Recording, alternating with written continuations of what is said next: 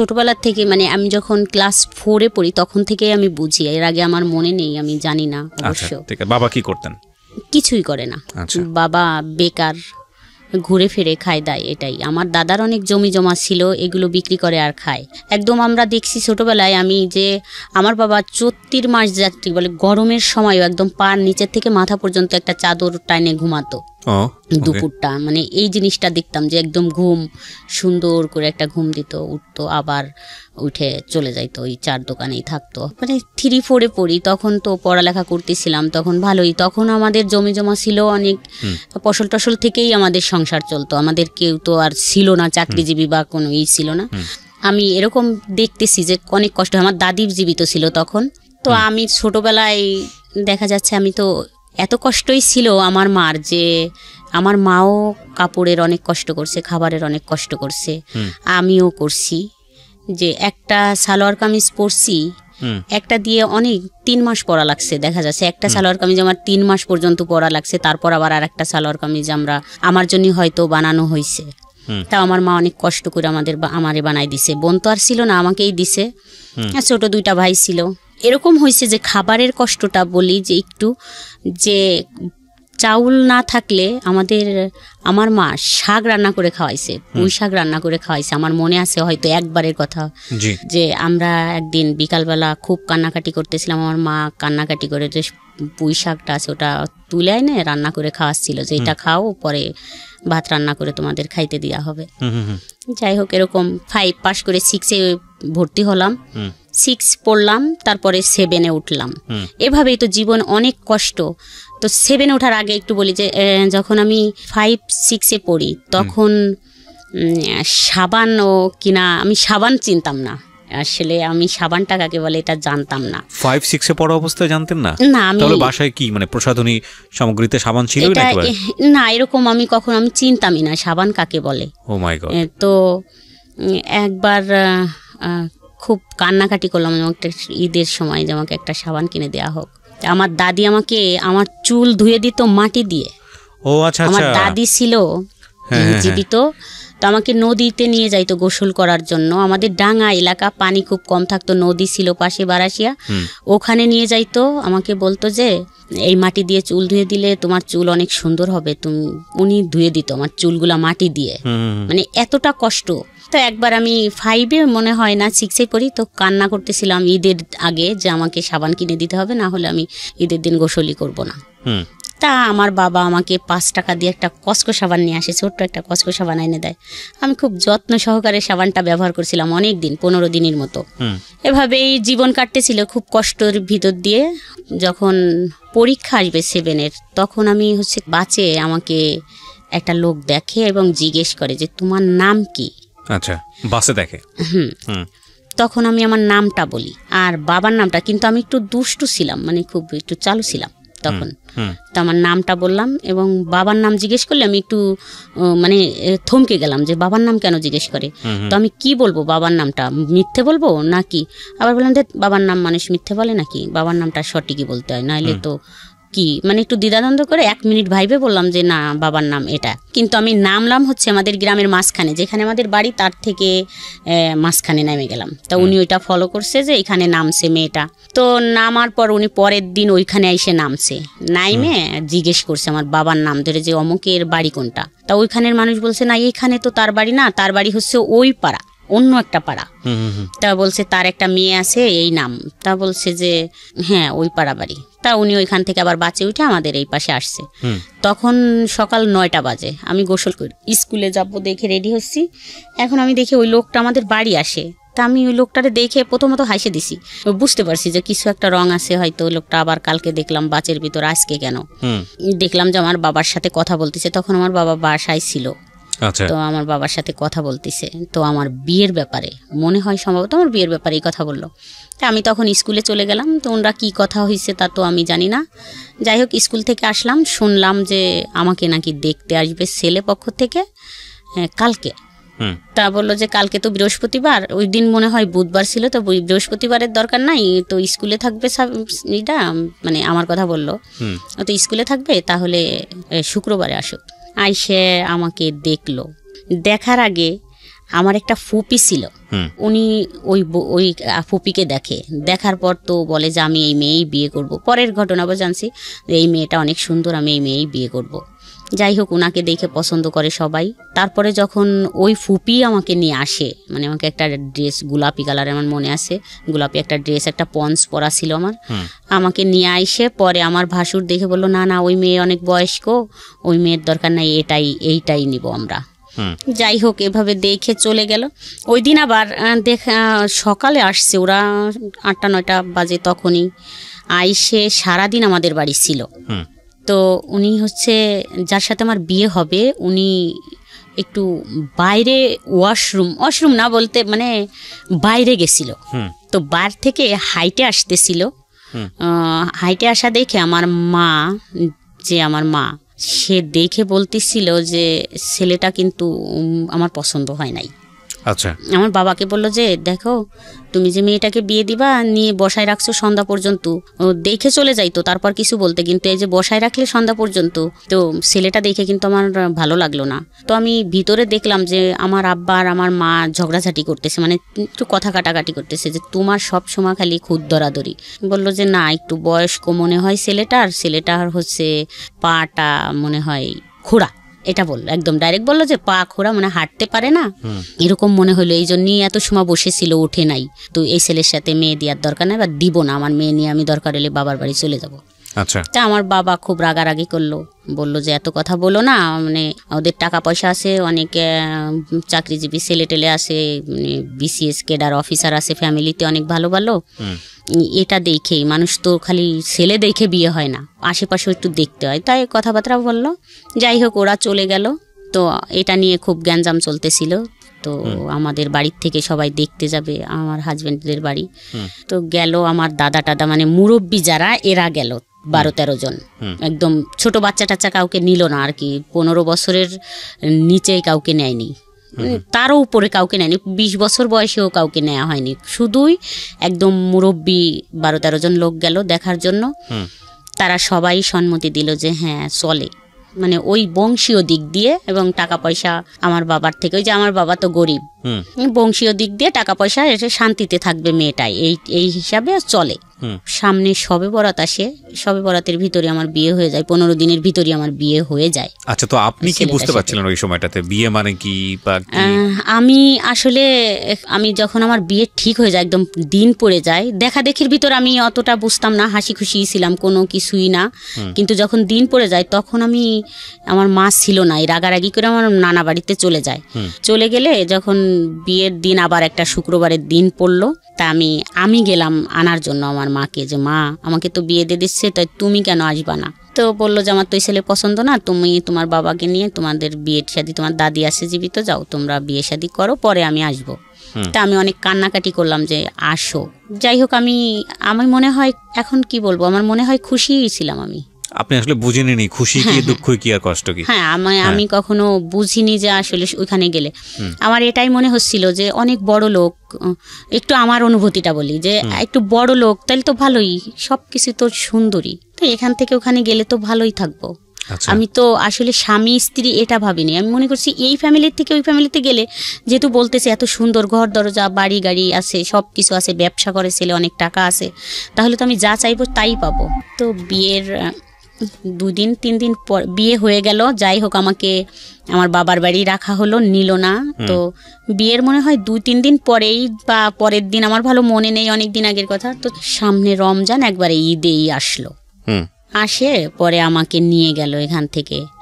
তো আমি খুব খুশি, একটা ভ্যান গাড়ি নিয়ে আসলো, তাতে আসলো হচ্ছে বর হলো আমার ননদের একটা ছেলের 4 বছর বয়স, একটা মেয়ের মনে হয় 7 বছর বয়স, আর একটা দেবর তখন আমার সাথে ক্লাস 7-এ পড়ে, আর একটা ননদ 5-এ পড়ে, আর একটা ননদ হচ্ছে একটু বড়, এরকম 4-5 জন পিচ্চি পাচ্চা এসে একটা ভ্যানে আমাকে নিয়ে গেল। আমি তো কান্নাও করলাম না, খুব খুশিতেই চলে গেলাম। অবশ্য আমাকে এখনো ওরা খেপায় যে একটু কান্নাও করনি কোনোদিন, এত খুশিতে চলে আসে। বুঝলে না কান্না করবেন, বুঝেনি তো আসলে কি হচ্ছে, আসলে সত্যি এটাই। আর আমি চলে আসলাম এখানে, আইসে আমি তো খুব খুশিতেই আছি, এখানেও খুশিতেই আছি। তো যাই হোক, ওই সময় 1 মাস পর না 2 মাস পর, আমি ভালো জানি না, আমার মনে নেই এত দিনের কথা, তখন আমার বাচ্চা কনসেপ্ট করে। তখন আপনার বয়স কত?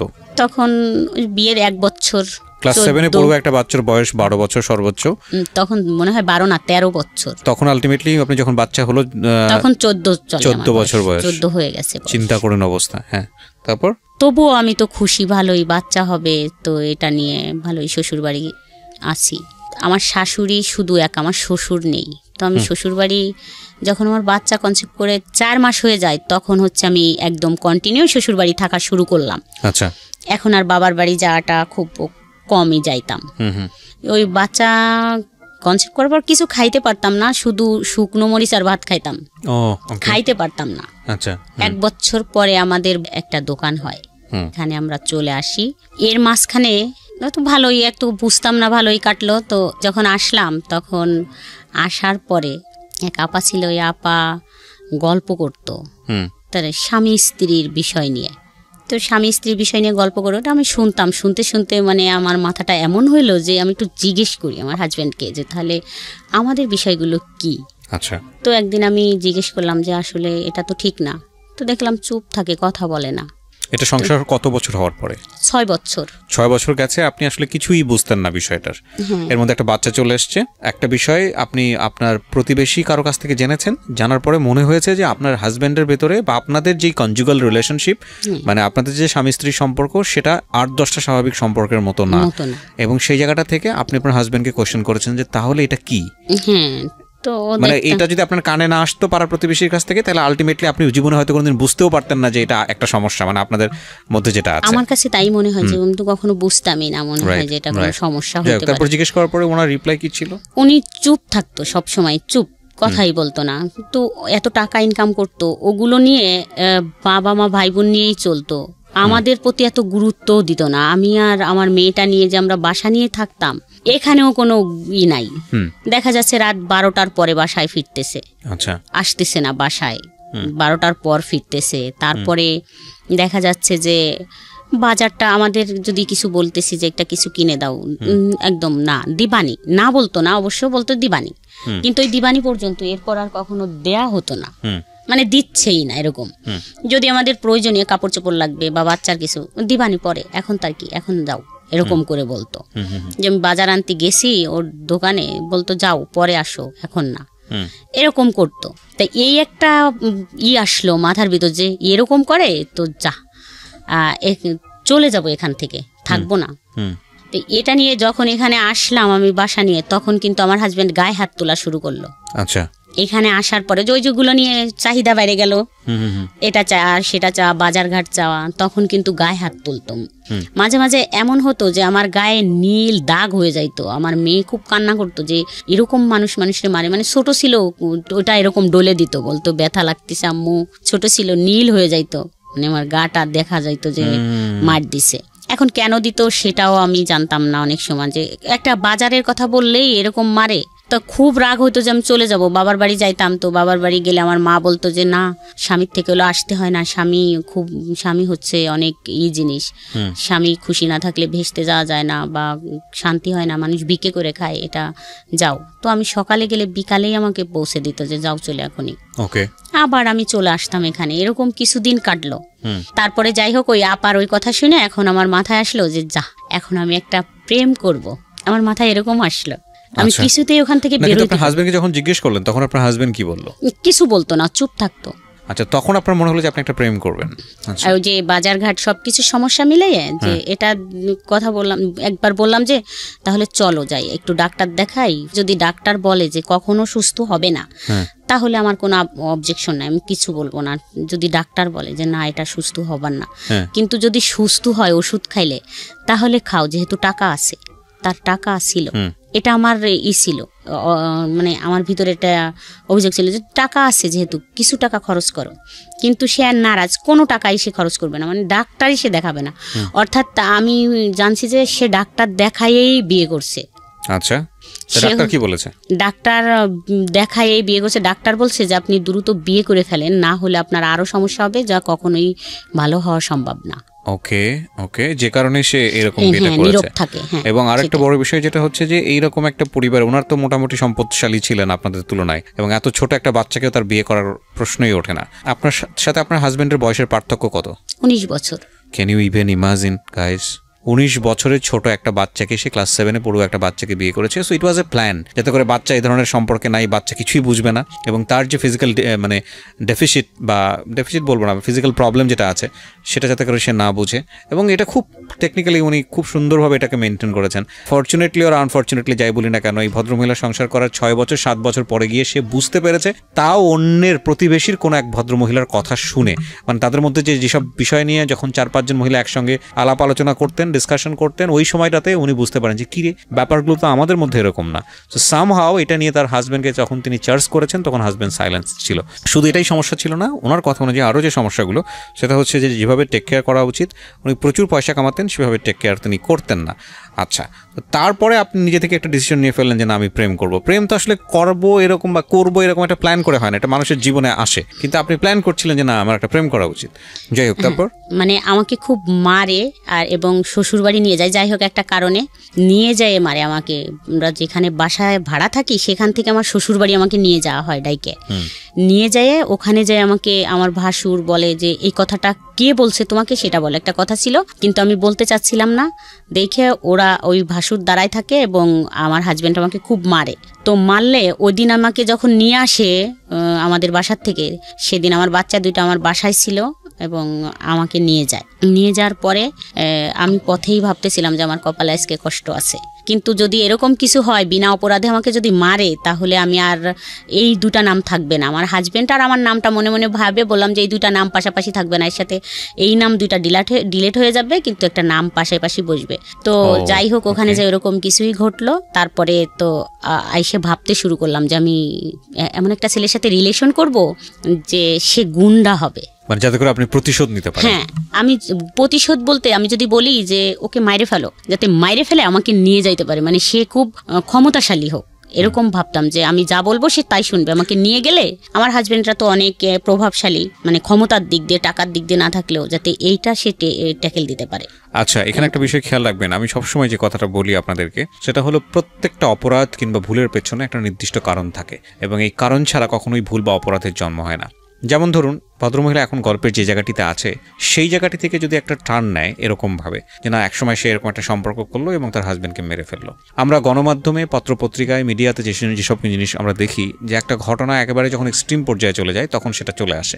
যেমন ধরেন, কিছুদিন আগে এরকম একটা খবর আপনারা হয়তো সোশ্যাল মিডিয়াতে দেখেছেন যে একজন ভদ্রমহিলাকে অ্যারেস্ট করা হয়েছে, পুলিশ অ্যারেস্ট করেছে, এবং সে অ্যারেস্ট করার সঙ্গে সঙ্গে জবানবন্দি দিয়েছে যে সে তার হাজব্যান্ডকে ঠান্ডা মাথায় খুন করেছে, খুন করে ওয়ার্ড্রয়ারে রেখে দিয়েছিল 6 দিন বা 7 দিন। এখন এইটা ডিরেক্টলি যখন একটা পত্রপত্রিকা বা মিডিয়াতে চলে আসে, তখন আপনি শুধু এটুকুই জানেন কি করেছে, মহিলাটা তার হাজব্যান্ডকে খুন করেছে, এবং মহিলা দেখা যাচ্ছে কাঁদতে কাঁদতে সে একটা স্টেটমেন্ট দিচ্ছে কি, যে আমি আমার হাজব্যান্ডকে খুন করেছি, খুন করে তাকে একেবারে ড্রয়ারে রেখে আমি অফিসে করেছি। ভদ্রমহিলা গার্মেন্টসে কাজ করে, অফিস করে এসে 2 দিন যাবত সে অফিস করেছে, তারপরে গিয়ে এসে ধরা পড়েছে।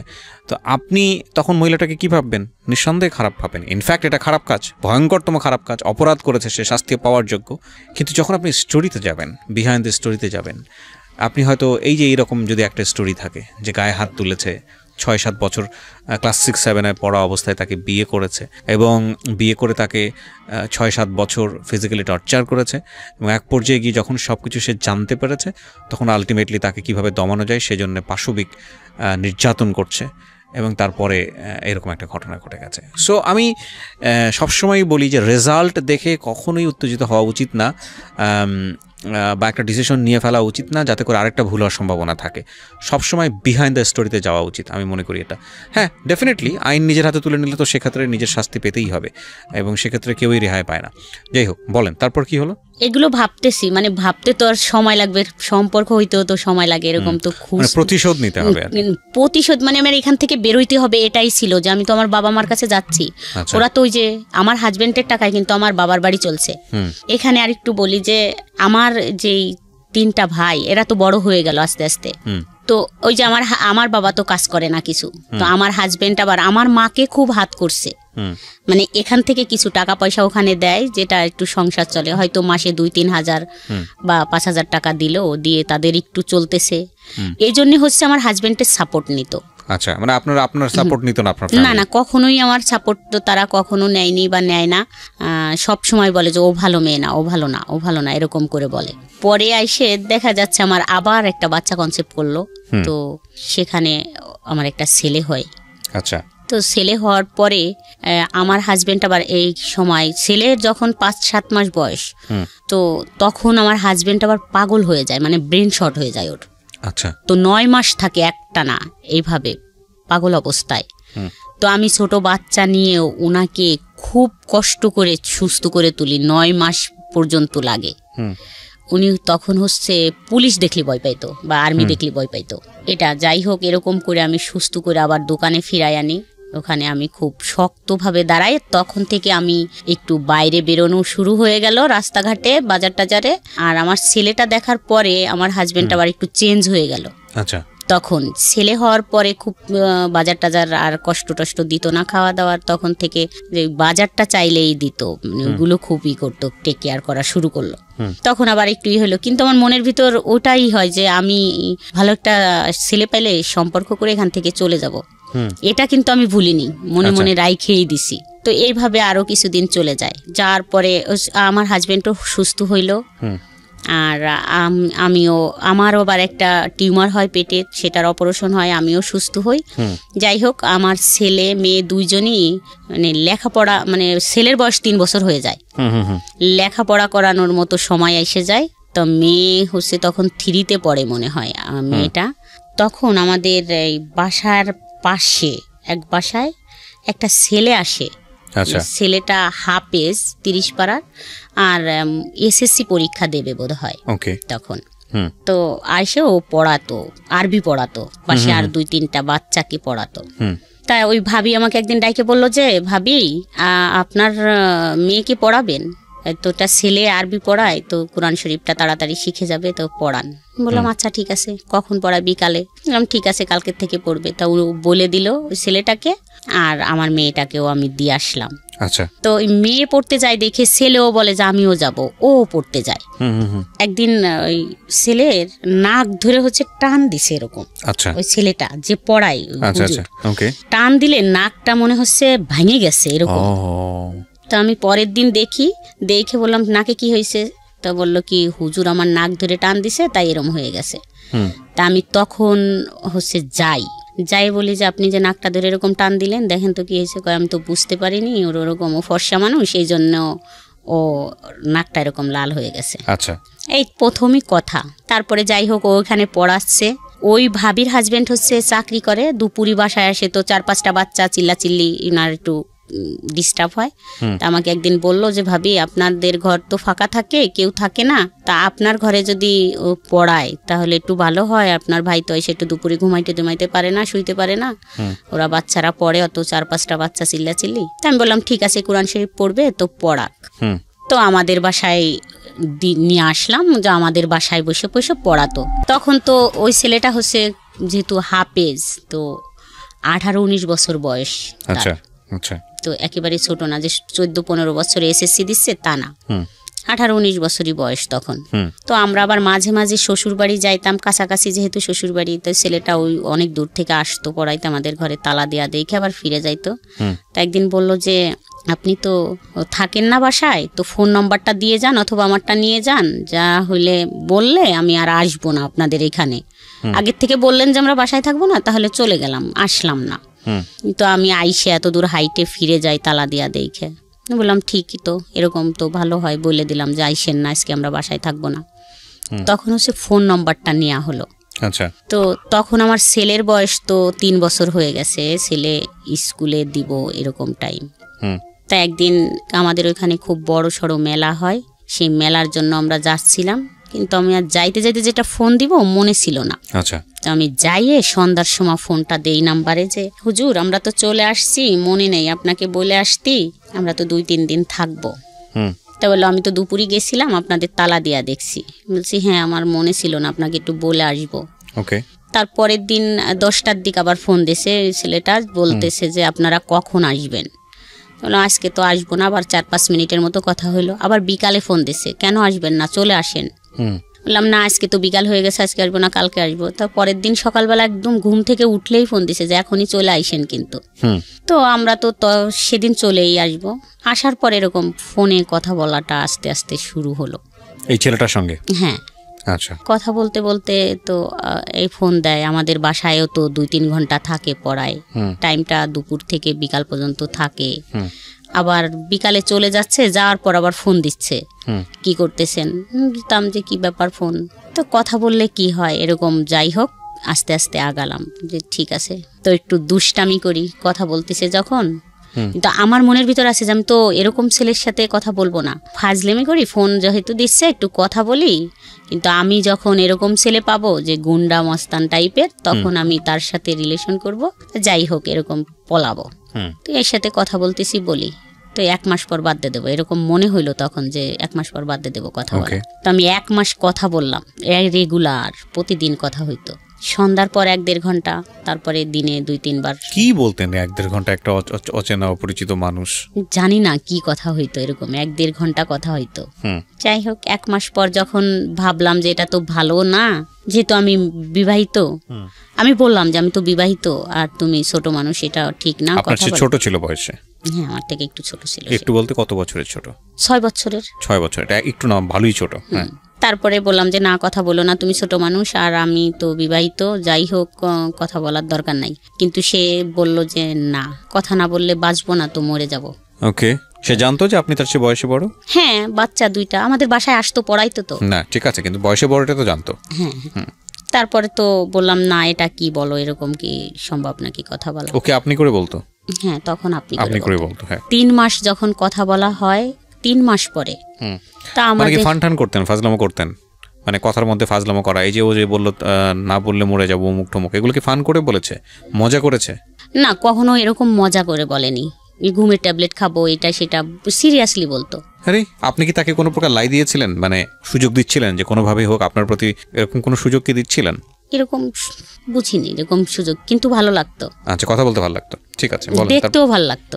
ওকে, এবং আপনার যে ভালো লাগতো এটা কি ও বুঝতো? হ্যাঁ। ওকে, ঠিক আছে, তাহলে তো ঠিকই আছে, ও ওর জায়গা থেকে যেভাবে ফলিং হওয়ার কথা সেভাবেই হয়েছে। তারপর 3 মাস পর কথা বলার, আমাদের ওইখানে একটা অনুষ্ঠান হচ্ছিল, গানের অনুষ্ঠান, ঢাকার থেকে অনেক শিল্পী টিল্পী গেছিল। অবশ্য সেদিন প্রথম বলল যে এখানে যাওয়া যাবে না, যেহেতু ও হুজুর, মানে ও তো হাফেজ ছিল 30 পাড়ার। তো আমি একটু যেহেতু এরকম সাজুগুজু করতাম, এইগুলো থেকে শুরু করলো যে না এরকম সাজা যাবে না, বোরখা পরে চলতে হবে বা মুখ টুক ঢাকতে হবে, পর্দা করতে হবে, নামাজ পড়তে হবে। তো নামাজে ফুল ফিট চলে আসলাম, 5 ওয়াক্ত নামাজ পড়া। তো পর্দা করতে হবে, পর্দার জন্য খুবই দিল যে পর্দা করতে হবে, মুখ খুলে কারো সামনে যাওয়া যাবে না কোনো ছেলে মানুষের, আর ওইখানে গানে তো যাওয়াই যাবে না এবং বাচ্চাদেরও যাইতে দেওয়া যাবে না। বললাম ছোট বাচ্চা, এত বড় অনুষ্ঠান, সবাই তো চলে যাচ্ছে, নিয়ে যাক। তা পাশের এক ভাবি এসে বলল যে ভাবি যাবেন না? বললাম যাবো তো, আমি তো একটু কাজ করব, তো যাবো একটু পরে, আপনি বাবুদের নিয়ে যান। তা ওই ভাবি দুজনেই নিয়ে গেল, ছেলে এবং মেয়েকে নিয়ে গেল। নিয়ে যাওয়ার পরে ওরা ওইখানে দেখতেছে অনুষ্ঠান, কিন্তু ও ছেলেটা আমাদের বাসায় আসলো তো দেখার জন্য যে আমি গেছি কিনা। কোন ছেলেটা? যে ছেলেটা পড়ায়? হ্যাঁ, যে ছেলেটা পড়ায়, ওই ছেলেটা আমাদের বাসায় আসলো। আসার পরে দেখলো যে আমি কাজ করতেছি, যাইনি। তো আমাদের ঘরে আসলো, তখন ওই পাড়ার মানে কেউই বাচ্ছিল না, সবাই গেছিল, শুধু আমি যাইনি। মানে মোটামুটি পাড়া ফাঁকা, ঘর ফাঁকা। আপনার হাজবেন্ড দিনের বেলা কোথায় থাকতো? দোকানে বিজনেসের কাজে ব্যস্ত থাকতো। হ্যাঁ, আমাদের দোকান আছে, তো সকাল 8টায় চলে যায় আর রাত 11টায় আসে। এর মাঝখানে কোনো খোঁজ খবর নাই? না, আসতো না। এটা কি আপনার এই যে ছেলেটা পড়াতো বাড়িতে, এও জানতো বিষয়টা? হ্যাঁ। তারপরে আসলো, বসলো, তো কথা বলতেছিলাম আমরা ঘরের ভিতরেই। তো প্রথম জড়াই ধরলাম আমি, মানে বসে আছে এমনি, যাই জড়াই ধরলাম 3 মাস পর কথা বলার। তারপরে তো ও মাথা নিচু করে বসে আছে, ভয় পাচ্ছিলাম আমিও। তারপরে ও বলল যে ঠিক আছে, তুমি যাবা না ওইখানে গান শুনতে, ওটা ভালো জিনিস না, তুমি থাকো, তাহলে আমি চলে যাই। তো ও চলে গেল। চলে যাওয়ার পরে এরকম তো 1 বছর কথা হইলো আমাদের। এইরকম বাসায় যাওয়া আসা? হ্যাঁ, তো প্রতিদিন আসে ও পড়াইতে, ওটাই। তাই ছাড়া এমনি হয়তো কখনো আসলে আমি শুয়ে আছি, হয়তো আমার পায়ে হাত দিল, পাটা একটু হাত দিল, এরকম হয়তো আমার মাথায় হাত দিল বা আমার চুলে একটু হাত দিল, এরকমই হাত দিত। তারপরে বিষয়টা কি দাঁড়াচ্ছে যে আপনারা কি দুজনকে ভালোবেসে ফেললেন, নাকি এটা অন্য কোনো ধরনের সম্পর্ক ছিল? না, দুজনকে ভালোবেসেই ফেললাম। মানে এরকম হইলো যে আমি তো কান্না করতাম আর বলতাম যে এরকম এরকম, আমি তো ভাবছি যে আমি এরকম একটা ছেলেকে ভালোবাসবো, আমি তো থাকবো না এখানে। তা ও বলতো যে ঠিক আছে, আমি তোমাকে ওখান থেকে নিয়ে যাব, আর রাখবো না ওখানে, মানে আমার একটু সময় দাও, আমি নিয়ে যাব। এরকমই কথা চলতো। মানে আপনার এই অতীত জীবন সম্পর্কে বা আপনার সংসার জীবন সম্পর্কে আপনি তাকে বলতেন, শেয়ার করতেন? বলতাম। তারপরে তো এরকম 1 বছর কথা হলো, ও ম্যাট্রিক পাশ করলো। এখন ওদের বাসার থেকে তো ওকে বলে যে চাকরি বাকরি করো, তো বসে থাকা যাবে না। তো একবার ঢাকায় আসতো, কান্নাকাটি করতো, আমি থাকতে পারি না, তোমাকে থুয়ে থাকতে পারি না, এরকম বলতো।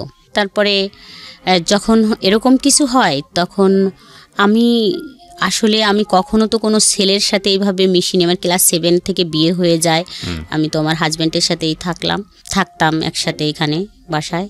তো এরকম কিছুর পরে আমি ভাবলাম যে এরকম আবার পৃথিবীতে কিছু আছে, এত সুন্দর মানুষ হইতে পারে, এত ভালো লাগা থাকতে পারে, বা এত মানুষকে এত ভালোবাসতে পারে। এরকম আরও বেশি কনফিডেন্সের সাথে হয়ে গেলাম যে না, এটাই তো সব কিছু, এরকমই তো সব, এটা কি। তো আমি তখন মনে মনে ভাবলাম যে যাই হোক, ধরেই রাখবো সারা জীবন, কখনোই আর ছাড়ে যাব না।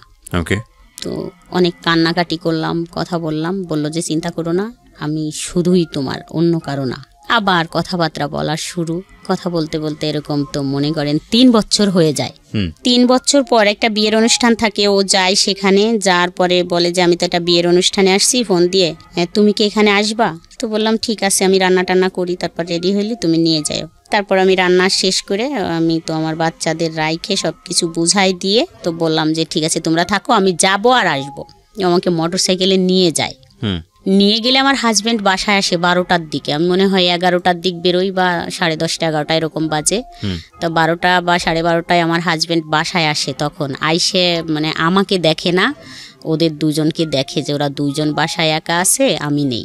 তো তখনইও ওই ছেলেটাদের, আপনার 2 বাচ্চাকে দেখে, হ্যাঁ, তখনই ওই ছেলেটাদের বাসায় যায়, মানে কিছুই জানে না বা কোনো কিছুই না, কিন্তু আমাকে দেখতো আশেপাশের মানুষ, যে আমি ফোনে সারাক্ষণ কথা বলতাম, যে খালা টালা যাদের বলতাম, ভাবি টাবি, ওরা বলতো তোর তো কান নষ্ট হয়ে যাবে, তুই ফোনে কথা বলিস এইভাবে, তোর কান নষ্ট হয়ে যাবে। তো ওইটা বুঝতো যে আমি ফোনে কারোর সাথে কথা বলি। কিন্তু আমার হাজব্যান্ড একবারে ডাইরেক্ট ওদের বাসায় যায় বলে যে আপনার ছেলে আমার বউ নিয়ে চলে গেছে, আরো 10 লক্ষ টাকা নিয়ে গেছে, আমার বউ নিয়ে আসেন, আমার 2টা বাচ্চা রাইখে নিয়ে চলে গেছে। এর আগ পর্যন্ত কি এই ছেলেকে নিয়ে আপনার সঙ্গে কোনো কথাবার্তা হয়েছে? আপনার হাজব্যান্ডের কোনো কিছু কথাবার্তা হয়নি? কোনো হাজব্যান্ড বললেন মানে কারোই কোনো কথাই হয় নাই। আপনার হাজবেন্ড এই ছেলেটাকে সন্দেহ করে এরকম কোন আচরণ দেখিয়েছে? না, ও তো কখনো দেখেই নি যে ও কখন বাসায় আসে আর কখন যায়। আপনার বাড়ির আশেপাশে কেউ কি সন্দেহ করতো এই ছেলেটাকে নিয়ে? এই ছেলেটাকে নিয়ে সন্দেহ করতো, যে ফোনে কথা বলতাম এটাই সন্দেহ করতো, যে ফোনে কথা বলে। ফোনে কার সঙ্গে কথা বলে সেটা কি জানতো? সেটা কেউ জানতো না।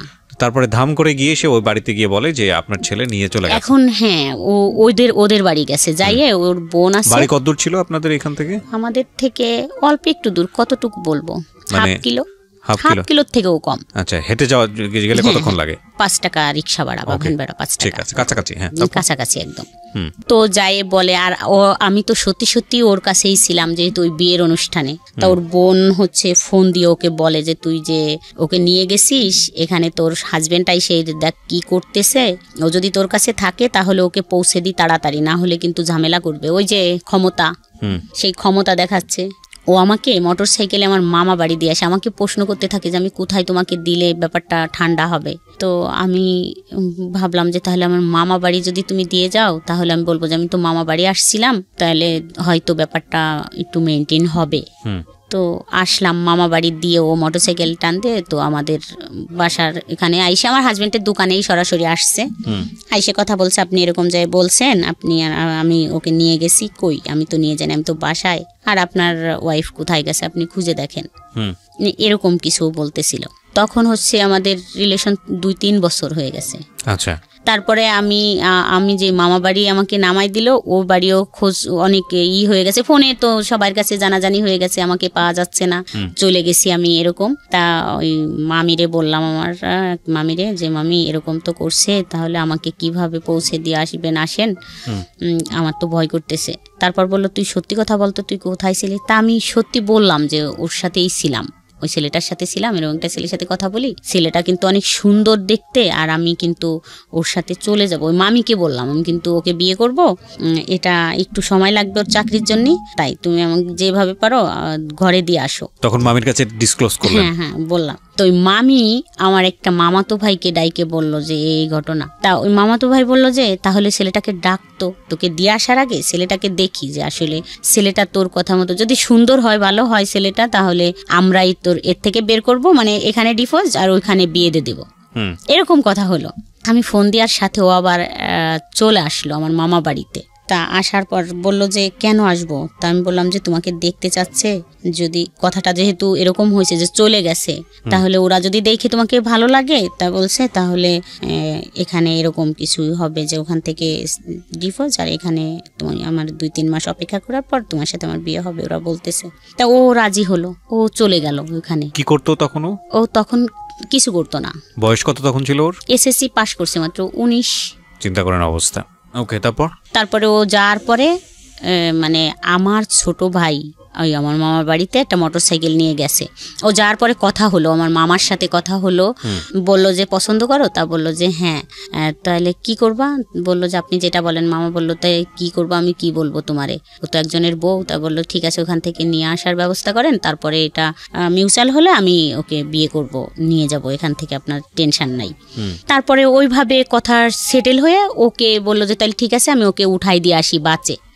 পাশেই রাস্তা, হাইওয়ে নিয়ে গেছে, কিন্তু আমাকে ফোন দিয়ে বলতেছে এখানে কিছু লোক আমাকে আটকে রাখছে, তুমি একটু আসো। তো আমি ছেলেটা আমাকে ফোন দিয়ে বললো যে আমাকে তো এখানে আটকে রাখছে, তুমি একটু আসো, দেখো আমাকে তো বাসে উঠতে দিচ্ছে না, আমাকে যাইতেই দিচ্ছে না।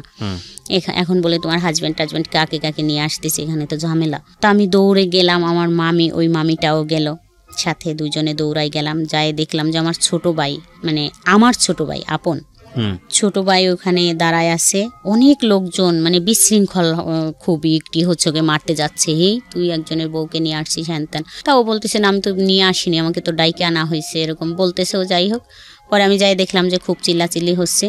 তা আমি আমার ওই ছোট ভাইয়ের 2 পা জড়ায় ধরলাম, বললাম যে ভাই সাইরে দে, ওকে চলে যাইতে দে, তারপর যা বলিস আমাকে বলিস বা এইভাবে বলিস যে তোর ভাইয়া যদি আসে তুই বলতে পারবি যে আমার বোনের নামে এরকম একটা মিথ্যে অপবাদ দিয়েছেন, কেউ তো ছিল না, নিয়ে যান আপনি, এইভাবে দিয়ে দিস, আমি আর জীবনে কখনো কথাও বলবো না ওর সাথে। কিন্তু ওরা তা শুনলো না। আমি বললাম যে সাইরে দে, আমি আর কথা বলবো না, যা তোদেরকে তোরা যেভাবে বলিস সেভাবেই হবে, কিন্তু ওকে যাইতে দে। দিল না, যেতে দিল না, ওরা আটকেই রাখলো। রাখার পরে তখন আমার ফোনটা কাইরে নিয়ে গেল, বাড়ির পর নিয়ে আসলো। এখানে আমার একটা প্রশ্ন আছে, সেটা হচ্ছে যে আপনার যে ছেলেটার সঙ্গে সম্পর্ক, ও তো আপনার হাজবেন্ডের দোকানে গিয়ে দেখা করে আসছে অলরেডি, তারপরে যে আবার আমি ফোন দিয়ে আনছি। আচ্ছা, ওই একই দিনে ঘটনাগুলো ঘটে যাচ্ছে? হ্যাঁ। আচ্ছা, তো আপনি ফোন দিয়ে আনার পথে এটা আপনার ভাইয়ের হাতে পড়লো কিভাবে ওই ছেলেটা?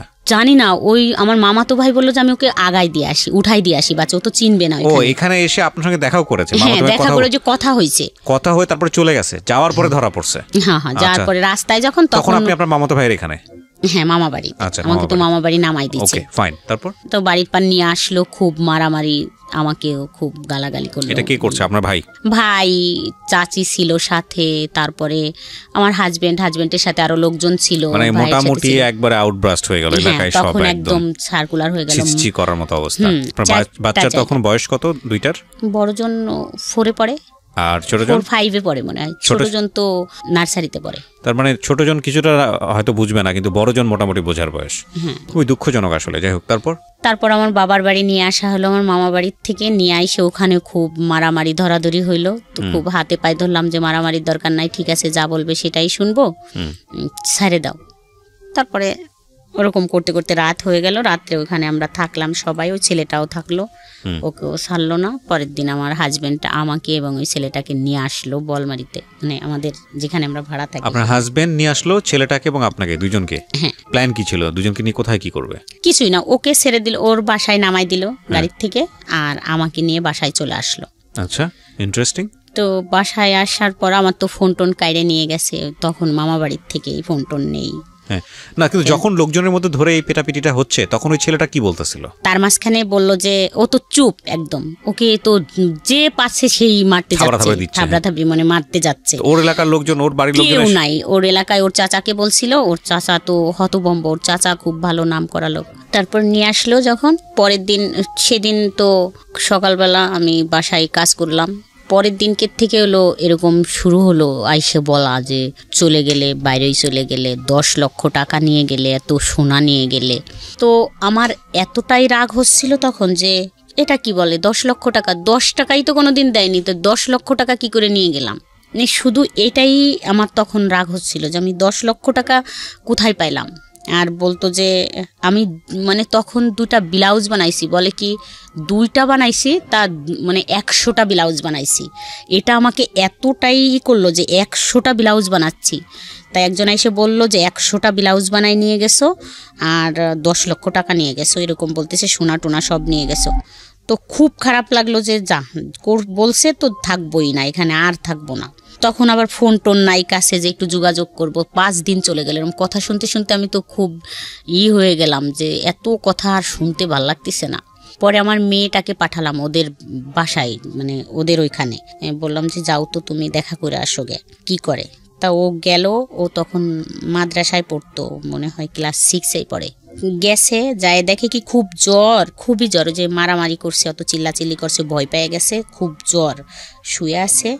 তা ওকে ও যায় তখন ওইখানে দাঁড়াইছে, তাই জানালা দিয়ে দেখছে যে রাস্তায় ও দাঁড়ানো, তো বুঝতে পারছে। তা ও একটা ফোন, ওর একটা ফোন ছিল ঘরে, ওর ছোট্ট ফোন, ওই ফোনটা ওকে দিয়ে বলছে তোমার আম্মুকে দিবা, লুকায়ে কেউ যেন না দেখে। তা একটা ফোন আর একটা সিম ঢুকায় দিয়ে দিল। তো আমারও খুব রাগ হচ্ছিল এরকম করে বলে। তখন আইসে, এর আগে তো একটু যাই হোক সম্পর্ক ছিল, ওই রকমের গভীর সম্পর্ক ছিল না।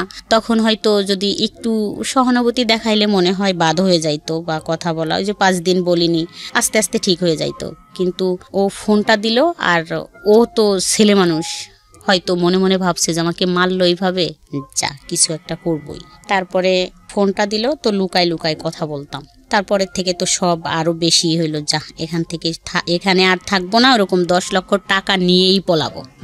ওর থেকে কিছুদিনই করব, 10 লাখ টাকা যখন হবে তখন নিয়েই পলাবো, তো 2-1 বছর বা থাকবো, এই করবো। কিন্তু তখন থেকে একদম কন্টিনিউ কথা এমন ভাবে শুরু হলো যে আমি অ্যাডিক্টেড হয়ে গেলাম, যে আমি এখন আর 1 সেকেন্ডও ওকে ছাড়া থাকতে পারি না।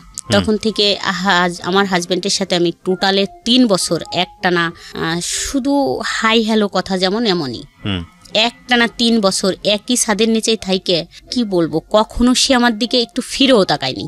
এখানে একটা কথা বলি প্রিয় শ্রোতা, আপনারা জাজমেন্টে যাবেন না। কার জাজমেন্টে যাবেন না? আজকে যিনি গেস্ট তাকে জাজমেন্টে নেবেন না, তার জীবনের ঘটনা এগুলো আমরা প্রচার করছি কি কারণে, যাতে করে আর অন্য মানুষের জীবনটা এরকম না হয়। ঘটনাগুলোকে আপনি কিভাবে দেখবেন সেটা আপনার ব্যক্তি স্বাধীনতার বিষয়। একই ঘটনাকে 100 জন মানুষ 100 রকমভাবে দেখতে পারেন। তবে আমরা উৎসাহ দিচ্ছি আপনাকে ওনাকে জাজমেন্টে না নেওয়ার, কারণ ওনার জীবনে যেটা ঘটেছে সেটার পেছনে যুক্তি ছিল। আপনার জীবনে যাতে না ঘটে সেজন্যই এই ঘটনাকে সামনে নিয়ে আসা, ঠিক আছে?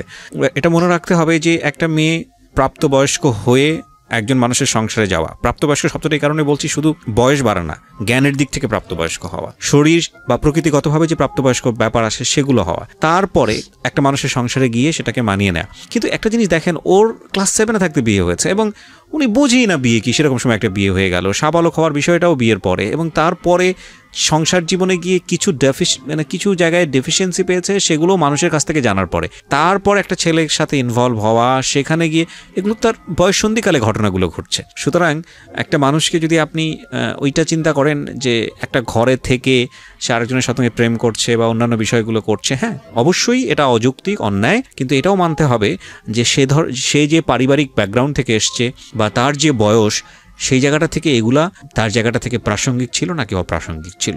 ভাবনার জায়গাগুলোকে একটু ইলাবোরেটলি রাখেন, সবসময় একটা স্কেলে কাউকে মাইপেন না, এবং মূল কথা হচ্ছে মাইপেনই না, কারণ এটা তার জীবনে ঘটেছে, প্রচার হচ্ছে এই কারণে যাতে আপনার জীবনে না ঘটে। সুতরাং ওইখান থেকে ঘটনাগুলোকে দেখার চেষ্টা করেন। আর আনফর্চুনেটলি আমাদের সোশ্যাল মিডিয়া বলেন বা অন্যান্য জায়গাগুলোতে বলেন, যখন কোনো একটা ঘটনা ঘটে সবাই পণ্ডিত হয়ে যায়, সবাই জ্ঞান দেওয়া শুরু করে, মনে হয় যে একেবারে ফেরেস্তার মতো, কার জীবনে কোনো কিছু ঘটেনি, গালি গালাজ থেকে শুরু করে তার দিকে আঙ্গুল তোলা থেকে শুরু করে সব কিছু। আরে ভাই, এই আঙ্গুলটা ওপর দিকে মানে সামনের দিকে না দিয়ে আঙ্গুলটা নিচের দিকে দিলে জীবনটা অনেক বেশি সহজ হয়, সুন্দর হয়। এবং এই জন্যই মূলত এনারা আসেন কষ্ট করে। করে, যাতে করে আপনারা ভুলটা না করেন। তো আপনার হাজবেন্ড নিশ্চয়ই বুঝতো যে এই সময়টাতে আপনি এই ছেলেটার প্রতি অনেক বেশি ডিভোটেড, কথা বলতেছেন তার সঙ্গে, এটা কি বুঝতো সে? না, মানে আর বুঝতো না যে কথা হয়। আচ্ছা, এটা আপনি গোপন করতেন? হ্যাঁ, ফোনটা আমি সাইলেন্টই থাকতো সবসময়। আমি মাঝে মাঝে এসে দেখতাম, যখন দেখতাম যে একটা কল আসছে, ও ছাড়া তো আর কেউ দেবে না কল ওই ফোনে। তো যখন দেখতাম যে একটা কল আসছে, তখন আশেপাশে দেখতাম যে কেউ আছে কি না, মানে জায়গা খুঁজে গোপন ভাবে তাকে ফোন করতেন। আচ্ছা, তো আপনি যে সিদ্ধান্ত নিয়ে ফেলেছেন ছেলেটার সঙ্গে আপনি সংসার করবেন, তাহলে তো সময় নিচ্ছিলেন কেন? ওই যে ওর দিক দিয়ে ও তো কিছু করে না, ও কিছু করে না। আর আমার তো 2টা বাচ্চা, যেহেতু আমি মেয়েটার হাতের দিকে তাকাইয়ে দেখতাম যে এই হাত দিয়ে আমি যদি একে রাইখে যাই, তাহলে নিশ্চয়ই কেউ একে কারো কাছে দেবে। কারণ আমার হাজবেন্ড তো দ্বিতীয়বার বিয়ে করবে না, যেহেতু সে তো অসুস্থ, সে তো বিয়ে করবেই না। তো মেয়েটা কারো কাছে দিয়ে দেবে, যে কেউ পালুক, ফুপি বা চাচি। তো আমার এটাই ভয় করতো যে ওই হাত দিয়ে পাতিল মাজাবে। এটাই আমি এখন বললাম যে আমার শুধু এটাই মনে হইতো যে পাতিল মাজবে। যাই হোক, তখনকার ছোট বয়স ছিল, কম বয়স ছিল, মানে বুদ্ধি কম ছিল, মনে হইতো ওই হাত দিয়ে থালি বাটি বা পাতিল টাতিল মাজাবে। একটা পাতিল মাজতে দিলে ও ওই হাত দিয়ে পারবে না মাজতে, তো ওকে আমি রাইখে যাইতে পারবো না। যখন ছেলের দিকে তাকাতাম, ছেলে যে এত সুন্দর ছিল বলার মতো না। তাকাইলে মনে হইতো আমি একে রাইখে যাব, যদি পানি টানিতে পড়ে যায় বা কেউ মারে তখন ও কোথায় যাবে, আম্মুকে কাকে ডাক দেবে, মানে আমি একেও থুয়ে যাইতে পারতেছি না। আবার যখন আমি ফোনে কথা বলতাম ওই ছেলেটার সাথে, তখন আমি ওকেও ফেলতে পারতাম না। আমি আসলে ওকে কোথায় রাখবো?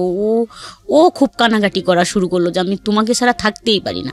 মানে লুকায় কথা বলতে বলতে এরকম করতে করতে আবার অনেক দিন হয়ে গেল। যাই হোক, একটা কর্মচারী আমাদের দেখে ফেলে যে আমি ফোনে কথা বলি। ওকে, কয়েকদিন কর্মচারী বলতে আপনাদেরই কর্মচারী? হ্যাঁ, দোকানের কর্মচারী। ও যাই বলে দেয় যে আমি মনে হয় মামি কথা বলতেছে ফোনে। তো আমি তো সত্যি সত্যি ফোনে কথা বলতেছি, ফোনটা আমার উন্না দিয়ে পেঁচানো। তা উন্নাটা মনে হচ্ছে যে বালিশের উপর দিয়ে রাইখে তারপর কথা বলতেছি। একদম সেই মুহূর্তে চলে আসে আমার হাজবেন্ড, এসে মানে বুঝতে পারে যে আমার কাছে ফোন আছে। তো অনেক আবার খুব মারামারি ধরাধরি হইল ওই দিনকে থেকেই। আর ফোনটা তো পাইনি, ফোনটা আমি টয়লেটের ভিতর ফেলে দিছিলাম দৌড়াই যায়, কিন্তু ফোনটা নেয়নি, আমাকে খুব মারলো। মারা টারার পরে তো একদম ওই ফোনটাও নষ্ট হয়ে গেল, যোগাযোগ বন্ধ। তো 10-15 দিনের ভিতর একদম একটু কাছাকাছি চলে আসলাম, হাজবেন্ডের বুঝাই টুঝাইয়ে একটা ফোন কিনে নিলাম আবার। তো তখন ওই ফোনটা পায়ে আবার কথা বলা শুরু করলাম। আচ্ছা, কথা বলার পরে মাসখানিক পরের থেকে হলো যে এটা শুরু হলো আজ হাজবেন্ডের সাথে কথা বলা। একদম মানে ও বলতো যে একদম কথা বলবা না, আমি নিয়ে যাব, অল্প কিছুদিনের ভিতর আমি কিছু করলেই নিয়ে যাব।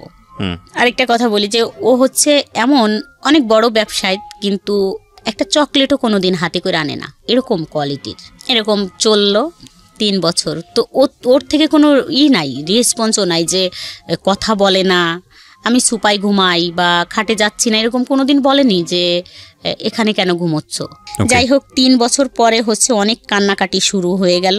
ও ভয় পাওয়া শুরু করলো যে আমি যদি তোমাকে নিয়ে চলে যাই তাহলে তো অবস্থা কাহিল হয়ে যাবে, মানে এমন হয়ে যাবে যে তুমি তো বুঝতেছো, ওখান থেকে আমাকে চাপ দেবে, আমাদের বাড়ি অনেক করবে, একবার হয়ে গেছে, আমি তোমাকে নিয়ে চলে যাইতে পারবো না, তুমি এখান থেকে বেরোয় যাও, তুমি ডিভোর্স নাও, তারপরে আমি তোমাকে ওখান থেকে বিয়ে করে আনতে পারবো, তখন তো তোমার সাথে জড়ানো কেউ থাকবে না, কে বিয়ে করলো কে নিল না নিল এটা জানবেও না, এটা তার খোঁজ খবর করার থাকবে না।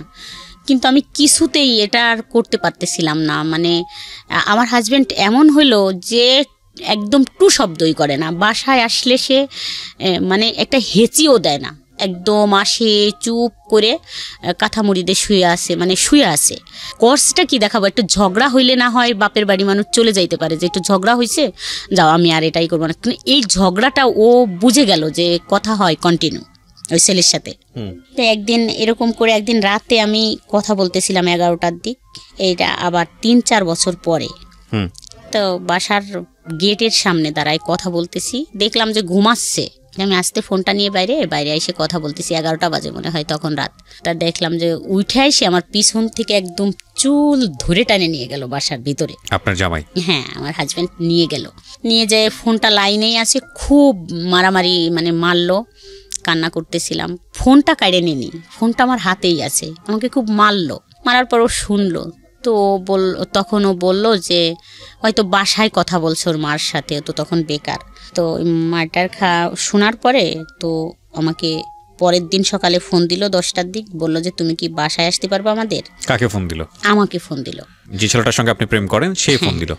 আচ্ছা। তা বললাম যে হ্যাঁ আসতে পারবো না কেন, মানে চলে যাবে আমার হাজবেন্ড, তারপর 10টা-11টার দিক আসবো। তারপর আমি তো 10টা-11টার দিক গেলাম। আচ্ছা, বাই দ্য ওয়ে, আপনি যখন আপনাকে গায়ে হাত তুলতো বা অত্যাচার করতো, ইন দ্য মিন টাইম আপনি কি তাকে কোনো খোঁটা দিতেন যে আজকে আমার এই পরিস্থিতির জন্য তুমি দায়ী বা এরকম কোনো কিছু বলতেন? না, কখনোই বলতেন না, কিচ্ছু বলতেন না। প্রত্যেকটা মানুষের প্রতিক্রিয়া জানানোর ধরন আসলে ডিফারেন্ট। যাই হোক, তারপরে আমি গেলাম। ওর ভাই বোনের সাথে আমার দেখা হতো, বাজার টাজারে কথা হতো সবার সাথেই, কিন্তু ওর মাকে প্রথম দেখলাম, যায় জড়াই ধরলাম, মা বলে ডাকলাম। মানে ফ্যামিলি জানতো? হ্যাঁ, ফ্যামিলি জানতো, কিন্তু ওই বোন টোন ভাই দেখতো না, মানে ওর বোনদের সাথে দেখা হতো, ভাগ্নিদের সাথে। কিন্তু ওর মারে দেখলাম প্রথম, দেখে জড়াই ধরলাম, মা করে ডাকলাম। তারপরে বাসায় বসলাম, তো বলল যে ও তো কোনো কাজ করতে চায় না, তাহলে কি করা যায়। কে বলছে এটা? এটা ওই ছেলেটার মা বলল যে ও তো কোনো কাজ করে না, মানে ওইভাবে ফ্যামিলি ভাবে, মানে ওর বউনাই ছিল, তার মানে ওর ফ্যামিলি কেও কনভিন্স করে ফেলেছে আপনার ব্যাপারে? আচ্ছা। তারপরে আপনার ব্যাপারে জানতো ওর ফ্যামিলি যে আপনার দুটো বাচ্চা আছে এবং এই অবস্থায় আপনি ওর চেয়ে 6 বছরের বড় এবং সেই অবস্থায় ও আপনাকে বিয়ে শাদী করতে চায়, এটা জানতো ওর ফ্যামিলি? বিয়ে করতে চাই এটা জানতো কিনা জানি না, তবে কথা বলতো, খুব সম্পর্ক। আমার যদি কোনো কথা বলতো তাদেরকে আর ছাড় দিত না, খুব মারতে যাইতো, গালাগালি করতো, বলতো ওর সম্বন্ধে কোনো কথা বলবি না। আচ্ছা, ওকে। তারপরে গেলাম, যার পরে বলল যে কি করব, ওর বোন বলল কি করব, ও বলল যে আমি তো ড্রাইভিং শিখি দ্রুত চাকরির জন্য, আমাকে একটু হেল্প করো, তো ড্রাইভিং শিখি। তো আমি বললাম বাহ, এটা তো ভালো কথা, যদি পারে তো ভালো, তাড়াতাড়ি এটাই হয়ে যাবে। তারপর আমার তো তখন টাকা পয়সা নেই, আমি তো মাত্রই একটু হাজবেন্ডের সাথে একটু কথা আবার হচ্ছে, একটু যাই আসি দোকান টোকানে একটু করি। আমার হাতে একটা আংটি ছিল, আমি তখনই খুলে দিয়ে আসলাম, বললাম যে এটা বিক্রি করে শুরু করো, তারপরে পরেরটা দেখা যাবে পরে। তা ওটা 4,000 টাকা বিক্রি করলো, তো 10,000 টাকা লাগবে ওর ড্রাইভিং শিখতে। আমার একটা কানের দুল ছিল সোনার, ওই দুলটা সেই চাচাতো ভাইকে দিয়ে বললাম যে তুই আমাকে 10,000 টাকা দে, এই দুলটা রাইখে দে, আমি যেদিন নিতে পারবো তোরে আরো বেশি কিছু টাকা দিয়ে, ল্যাপটপ দিয়ে তোর টাকাটা দিব, আমার দুলটা আমারে ফেরত দিস। দুলটা হলো 16,000 টাকা দিয়ে বানানো ছিল, 10,000 টাকা ও দিয়ে দিল আমাকে, আমি আইনে ওকে দিলাম ওই 10,000 টাকা। তারপরে ড্রাইভিং শিখলো, শিখার পরে ভালোই চলতেছে, ও খুব 15 দিনের ভিতর ড্রাইভিং কমপ্লিট হয়ে গেল। তারপরে চাকরিও করা শুরু করলো, 3,000 টাকা বেতনের চাকরি, আমাদের এলাকায় চাকরি হইলো, খুব খুশি। আরও কথা বলা বেড়ে গেল, মানে ড্রাইভিং করতো আর ফোন দিত। আমি তো তখন একবারে মনে হইতো যে ও আমার হাজব্যান্ড। এর মাঝখানে তো আরেকটুই হলো যে মাঝে মাঝে দেখা হতো, 2-3 মাস 5 মাস পর আমাদের হয়তো দেখা হইতো। তখন বাসায় তো আসতে পারতো না, বাইরে একটু দেখা হতো, কোথাও আমরা ঘুরতে যাইতাম, সপ্তাহে 1-2 দিন ঘুরতে যাইতাম, কিন্তু ওইভাবে আর দেখা হইতো না। 2-3 মাস পর হয়তো মার কাছে কান্না শুরু করলাম, যায় এখন টাকা পয়সা একটু যাই হোক বাইরে যাই আসি, একটু টাকা পয়সা নেই, বাজার টাজার নিজে করি, যে 500 টাকা দাও বা 200 টাকা দাও, আমরা বাজার করব, এটা কিনবো সেটা কিনবো, যাই হোক দেয়া শুরু করলো। একটু ভালো রিলেশনে চলে আসলাম, যে রিলেশনটা ভালো হইলো। হয়তো আমার হাজব্যান্ড এটাই বুঝছে যে একটু টাকা পয়সা দেই, যদি ভালোভাবে থাকে, অন্য মেয়েকে তো আর বিয়ে করা সম্ভব না, যদি থাকে হয়তো। আমার শাশুড়ি খুব সাপোর্ট করতো, আমাদের সবাই একটু সাপোর্ট করে, যারা আছি, হয়তো বলছে বোঝায় যে দিস সব কিছু, খালি এগুলো দিয়ে কি করবি, চলে গেলি সাল মেয়ে দুটো নিয়ে কি করবি, যাই হোক। তো আমাদের তখন থেকে দিত, কিছু চাইলে যে একটু জামা কাপড় বানাবো, 500 টাকা দাও, হয়তো 200 টাকার বানাতাম, 200 টাকা জমা রাখতাম, রেখে দিতাম, এরকম। তারপরে বাপের বাড়ি যাই, কান্না করতাম যে মা আমি যাব না ওইখানে, আমার ভালো লাগে না এটা। কিন্তু আমি কখনো মুখ দিয়ে বলিনি যে এই ছেলেটার সাথে আমাকে বিয়ে দাও। আমার লজ্জা করতো যে আমাকে ওখান থেকে ছাইরায় নিয়ে আসো, আমি ওকে বিয়ে করব, এরকম বলতো, আমার লজ্জা করতো। আবার আমি আইসে পাগলামি করতাম, কান্নাকাটি করতাম, মাকে জড়াই ধরে ধরে কান্না করতাম, ডাক ছেড়ে কান্দে। তারপর আমি আবার থাকতামও না, বাবার বাড়ি চলে যেতাম। খাবোটা কি থাকলে, মানে ভাই বোন নিয়ে ওখানে থাকলে কি খাবো, খাওয়ার কথাটা মনে পড়তো। আমি আবার বাচ্চা নিয়ে এখানে থাকবো, আমার মারই তো এত কষ্ট, ভাই বোন নিয়ে, সেই তো ভাতের যন্ত্রণায় অস্থির। এরকম করতে করতে তো প্রায় 5 বছর 6 বছর কেটে যায়। কোনোভাবে বেরোইতেই পারলাম না। তা এখন মেয়ে বড় হয়ে গেল, 9-এ পড়ে। তা বললাম যে মেয়েটা রাইখে কোথায় যাব, এরকম শিয়ানা মেয়ে। তারপরে আমি মেয়ের জন্য ছেলে দেখা শুরু করলাম। সবাইকে বলতাম যে, ঘটকদের বলতাম যে 10,000 টাকা দেবো যে আমার মেয়েটা বিয়ে দিলে সুন্দর ছেলে দেখে। তো এর মাঝখানে আমার হাজব্যান্ড কিন্তু ফুল ফিট ভালো হয়ে গেছে, একদম ভালো হয়ে গেছে। এখন যদি বলি যে 1,000 টাকা লাগবে, 1,000 টাকাই, মানে আচরণগত দিক থেকে ভালো হয়েছে, একদম ফুল ভালো হয়ে গেছে। তা উনি পরের দিন বিকেলে একটা ছেলের ছবি নিয়ে আসলো, আর্মির চাকরি করে। দেখলাম, দেখে তো ভালোই লাগলো। বললাম তো কথা বলেন। তো আমার মেয়েকে দেখলো, দেখে ওরা পছন্দ করলো, ঠিক আছে। তা ওই ছেলের মা আসলো, বললো যে, আমি বললাম যে শোনেন, কোনো কথা বলা লাগবে না, আমার তো যে মনের ভিতর রয়েছে যে মেয়ে বিয়ে দিয়ে তো আমি চলে যাব, তো আমার মেয়ের পিছনে যদি 5-7 লাখ টাকা যায়ও আমার তো সমস্যা নেই, আমি তো একবারে দিয়েই যাব। কোনো কথা বলার থাকবে না যে শাশুড়ি এরকম বা আমার বিয়েন এরকম ছিল। তো বললাম যে কোনো কথা বলা লাগবে না, আমরা যথেষ্ট পরিমাণ জিনিসপত্র দিয়ে দেব, কোনো টু শব্দ হবে না, আপনি বলতেও পারবেন না এটা ভালো লাগে নাই। যাই হোক, এইভাবে বিয়ে হলো। বিয়ে দিয়ে দিলেন? হ্যাঁ, বিয়ে হয়ে গেল পহেলা বৈশাখ। গুডনেস, ওকে ওকে। দেখেন, মানে না বলেন, আপনি বলেন, আমি আসলে আগে থেকে মন্তব্য না করি। হ্যাঁ, বিয়ে দিয়ে দিলাম। ওর তো প্রায় 7,60,000 টাকার মতো খরচ হইল ওর বিয়েতে, সব কিছু দিয়ে একবারে পুরাই করে দিয়ে বিয়ে হয়ে গেল। এখন বিয়ে হওয়ার পরে আমার বিষয়টা নিয়ে শুরু হয়ে গেল তোলপাড়। কিরকম তোলপাড়? তোলপাড় শুরু হইলো এটাই যে শাশুড়ি কথা বলে কারোর সাথে, মানে ও তো আর্মি, ও হচ্ছে ও খুব ভালো ছেলে, মানে সবাই খুব ভালো, কিন্তু ও একটু বেশি ভালো ছেলে। মানে ও চাচ্ছে যে আমার শাশুড়ির তো কম বয়স, আইসা এসে থাকতেছে, দেখতেছে 1 বছর পর আর কি ও এগুলোই করলো যে কম বয়স শাশুড়ির, কিন্তু কথা বলে ফোনে, এটা আমি জানতে পারছি বাইরের থেকে। তারপরে আমি একটু দেখে রাখি, আমার শাশুড়িকে একটু দেখে রাখি, মানে বয়স কম, একটু দেখে রাখা, মানে একটু শাসন করা, একটু এটা সেটা বলা শুরু করলো। তা আমার ভালো লাগতো না এগুলোই ঠ্যাস ঠুস বলা টলা শোনা টোনা। তা আমি চুপই থাকলাম, তো কোনো কথা বলতাম না। তা আমার মেয়েকেও প্রশ্ন করতো যে কথা বলে এটা মানা করো, এটা কথা বলে মানা করো, কিন্তু কথা বলে কিভাবে মানা করলেই কি এটা হয়? আর তখন তো প্রায়, মানে it was an open secret, cause আপনার ফ্যামিলি সবাই এটা জানতো, আপনার মেয়েও এটা জানতো, আপনার ছেলেও এটা জানতো, সবাই জানতো। এবং সবাই এক ধরনের কি, মানে আপনার ছেলে মেয়ের রিয়াকশন কি ছিল বলেন তো? ওই যে বাবার দিক থেকে একটু কমই ছিল না, যখন ওরা ছোট ছিল, ওদের জন্য তো এরকম বললাম না, একটা চকলেটও তো কখনো হাতে করে আইনে দিয়ে বলে নাই যে এই চকলেটটা তুমি খাও। তার মানে ওরাও সামহাও বাবার এই ফলটা খুঁজে পেয়েছে। এখানে একটা জিনিস খুবই মারাত্মকভাবে আমি পয়েন্ট করতে চাই। ব্রোকেন ফ্যামিলির ক্ষেত্রে ম্যাক্সিমাম টাইম আমি দেখেছি ছেলে মেয়েদের ক্ষেত্রে, যখন এরকম বাচ্চাদেরকে নিয়ে অনেক সময় মা চলে আসে বা বাবা চলে আসে, দেন আই আস্ক দেম যে আসলে তোমার দিক থেকে পয়েন্টটা কি, তুমি কেন তোমার বাবাকে স্টপ করো নাই, বা তুমি কেন তোমার মাকে থামাও নাই? এবং কমন অ্যান্সারটা এরকম থাকে যে বাবা তো আমার সাথে যেটা করেছে সেটাই তো আমার পছন্দ ছিল না, মা আমার সাথে যেটা করেছে সেটাই তো আমার পছন্দ ছিল না। এবং তারা খুব ন্যাচারালি একটা পক্ষ নিয়ে নেয়, সেটা মায়ের পক্ষ হোক বা বাবার পক্ষ হোক। এক্ষেত্রে আমি জানি না ওনার ক্ষেত্রে কি হয়েছে, তবে লাকিলি আমি বলবো যে ওনার ছেলে মেয়ে ওনার পক্ষে নিয়েছে, বিকজ অফ ওনার কথা যদি সত্যি হয় তাহলে ওনার হাজব্যান্ড মানে ছেলে মেয়েদের যে বাবা, তার আচরণ ছেলে মেয়েদের প্রতি যেরকম হওয়া উচিত ছিল সেরকম হয়নি। But it has to B mention in our show, বারবার বলি যে এই শোগুলোর একটা বড় ধরনের দুর্বলতা হচ্ছে দিস ইজ নট ইনভেস্টিগেটেড, এবং এই ধরনের জিনিসগুলো ইনভেস্টিগেট করারও কোনো সুযোগ নাই। আপনি দেখবেন যে ধরনের কেস আজকে এখানে রিভিল হচ্ছে, এটা ইনভেস্টিগেট করার মতো বিষয়ও না, কজ ইনভেস্টিগেট করতে গেলে এটা তুলকালাম হয়ে যাবে।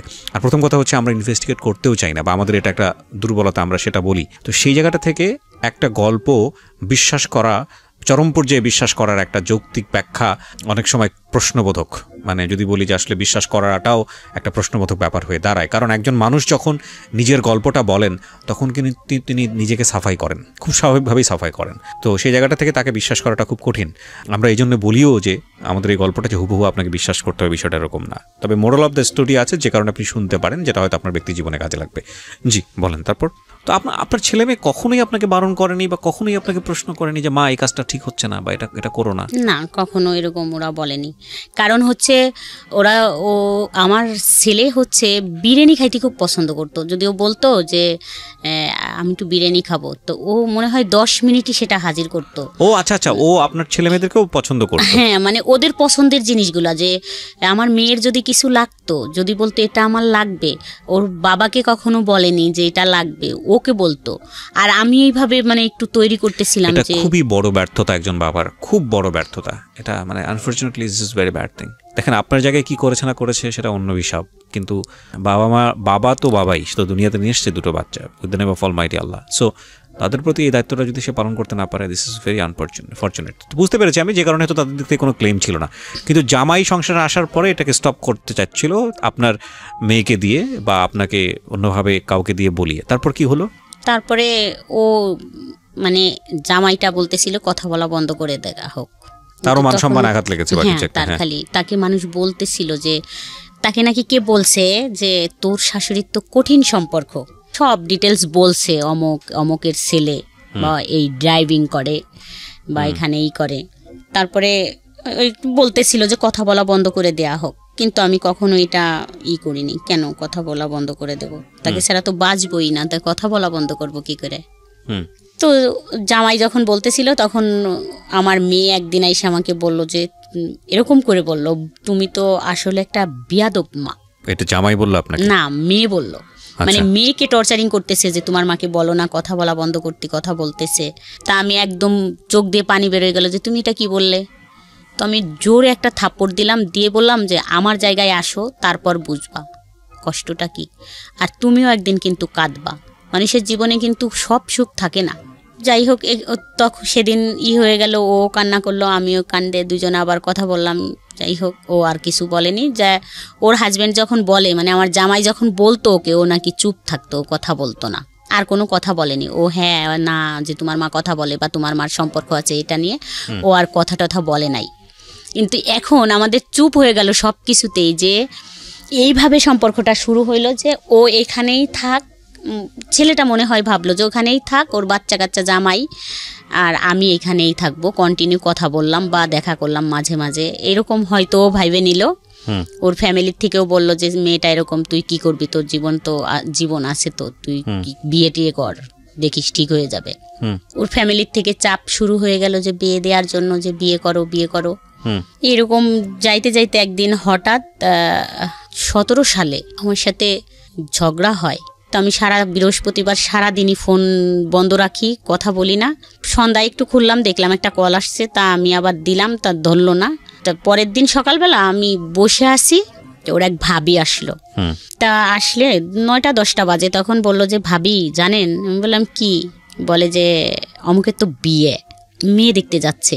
আমি তখন খাটে ছিলাম বসা, কিন্তু আমি ওখান থেকে দাঁড়াই পড়লাম, ফ্লোরে নামলাম। নাইমে আমি দাঁড়াইতে পারতেছিলাম না, আমার কাছে মনে হচ্ছিল যে মাটি ফাঁকা হয়ে যাক, আমি ভিতরে চলে যাই। ফোন দিচ্ছি, ধরে না। তো 10টা কল দিছে, আমার মনে আছে। 10টা কল দেওয়ার পর একটা ফোন রিসিভ করলো। বললাম যে তোমার বলে বিয়ে। বললো তোমাকে কে বললো? আমি বললাম যে না, কেউ বলেনি, এমনি শুনলাম আর কি, উড়ো। বললো না তুমি এটা নিশ্চিন্তায় থাকো, আমি একটা বিয়ের অনুষ্ঠানে যাচ্ছি গাড়ি নিয়ে। তখন তো গাড়ি চালায়, গাড়ি নিয়ে একটা বিয়ের অনুষ্ঠানে যাচ্ছি। তো আমি আমি তোমাকে যাইয়েই ফোন দিচ্ছি, গাড়ি চালানো অবস্থায় তো ফোন দেওয়া যাবে না, বিয়ে আমি জায়গায় যাইয়ে তোমাকে ফোন দিবানি। তারপরে মেয়ে দেখতে চলে গেল, ওরা সবাই গাড়ি নিয়ে গেছে মেয়ে দেখতে। আমি নিচে নামলাম, নাইমে ওর এক চাচির কাছে গেলাম। তা দেখলাম, আমি যখন নিচে নামলাম দেখলাম আমার হাজব্যান্ড আসতেছে নামাজ পড়ার জন্য। তো আমি দূর থেকে দেখলাম যে ও আসতেছে। বলে কোথায় যাচ্ছ? আমি বলছি যাও বাসায়, আমি আসতেছি। আমার আর ফিরে আসতে, মানে ফিরে হাজব্যান্ডকে দেখে যে ভয় লাগবে, আমি ফিরে আসবো এরকম আসতে পারতেছিলাম না। আমি বলছি আমার তো সত্যটা জানা লাগবে, তুমি বাসায় যাও, আমি আসতেছি। আমি যখন ওর চাচির বাসায় গেলাম, যাই ওর চাচির ছোট একটা বাচ্চা, ওকে নিয়ে খেলতেছিলাম খাটের পর বসে। ওর চাচি, আমি এটাই আশা করতেছিলাম যে উনি বলুক, আমি যদি বলি তা ব্যাপারটা তো সামনে আসবে, বলবে যে তাহলে তো সত্যি এই বউ পছন্দ করে বা কথা হয়। তা বললো কি জানো, অমুক তো মেয়ে দেখতে গেছে। বললাম যে না জানি না তো। বললো যে মেয়ে দেখতে গেছে, মেয়ে দেখছে, পছন্দ হয়েছে, কথা হয়েছে ফোনে। তখন 2-3 ঘন্টা হয়ে গেছে। আমি তো তখন একদম হতবম্ব হয়ে গেছি। তখন আর বাসায় আসতে পারতেছিলাম, ওইটুকি শুনলাম, শোনার কাকি চলে গেলাম। নামাজ শেষে আমার হাজব্যান্ড আসলো, আইসে শুয়ে পড়লো খাটে। আমি ঘরে তো কিচ্ছু রান্না করলাম না, সেদিন আমার মেয়ে ছিল আমার বাসায়। তো আমি বললাম যে আমি তো তোমার নানু বাড়ি যাবো, আমার দরকার, তো আমি চলে গেলাম। তো আমার হাজব্যান্ড শুয়ে থাকলো, আমি বেরোয় চলে গেলাম, একটা মানুষ আমাকে ঠেকালো না। তো আমি বেরোয় হাঁটতেছিলাম, যে ভাবতেছিলাম যে ও মনে হয় যায় নাই, মানে আমি কি করব। ও যেই মালিকের গাড়ি চালাতো, তো ওই মালিকের ঠিকানা কোথার থেকে নেব, নিতে গেলে আমার হাজব্যান্ড জানে যাবে, এটা নিয়ে কি হবে না হবে এরকম। কিন্তু আমার মন মানতেছিল না। আমি যখন বেরোলাম রাস্তায়, যে সেই গাড়িটা আমার সামনে দিয়ে টাইনে চলে গেল। তা আমি খুব খেয়াল করলাম, দেখলাম অন্য একটা ছেলে, ও নাই। তখন তো আমি শিওর হয়ে গেলাম যে তাই ওর গাড়ি, যেহেতু অন্য লোক চালাচ্ছে, সেহেতু ও তো ওই বিয়ের অনুষ্ঠানে আছে, আমার ফোনের জন্য ফোন অফ করে রাখছে। তো একসময় 8টার দিকে ফোন ঢুকলো, তো কান্না করলাম যে কোথায় তুমি আমাকে এরকম করে রাইখে গেলে। বললো যে চিন্তা করো না, আমরা চলে আসছি, ওরা আমাকে জোর করে নিয়ে গেছিল, তুমি চিন্তা করো না, কিছুই হবে না, তুমি কোথায় আসো, চলে আসো। বলছি আমি এখন তো অনেক রাত, চলে আসবো কি করে, আমি তো এখানে আসছি, কাশিয়ানি আসছি। তা বলছে তাই থাকো, খুব ভোরে আমি দরকার হয় নিয়ে আসবানি তোমাকে, থাকো এখানে, কাকা ডাকতিছে, তুমি একটু কাকার সাথে কথা বলে তোমারে ফোন দিবানি। তারপর আমি তো যাই ঈশার নামাজ পড়লাম, ঈশা পর্যন্ত মানে 10-15 মিনিটের মতো কথা হইলো। তারপর আমি খুব ভোরে ঘুম থেকে উঠে ওদের বাড়ির ওই কাজ দিয়ে আসলাম। ওদের বাড়িও একটা বাড়ি ঢুকলাম, ঢুকে দেখলাম যে অনেক লোকজন, মানে বিয়ের অ্যারেঞ্জমেন্ট, অনেক লোকজন আসছে। তারপরে এক কাকির কাছ থেকে ওর এক বউনার ফোন নাম্বার নিয়ে আসলাম।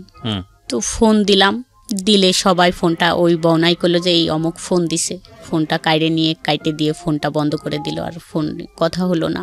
তো ওদের সাথে মেয়ে দেখতে একটা ছেলে গেল, ও আমাকে বলল যে ভাবি এমন একজনকে ভালোবাসছেন, মেয়ে দেখে তো কারোই পছন্দ হয় নাই, ও তো খুব পাগলামি করলো যে ঠিক আছে এই মেয়ে আমি বিয়ে করব, আপনি দাওয়াত শিখের হন। ওই তো সব কিছু করলো, সবাই তো বলল যে মেয়ে তো ক্রিম সুন্দরী, ভাল লাগতেছে না, হাত পা কালো, আর অনেক শর্ট, তো নেওয়ার দরকার নাই এই মেয়ে, আর একটু দেখি আমরা। তো ওই বললো যে না, দাওয়াত শিকার হয়ে আসো, মেহমানরা আসতে বলো।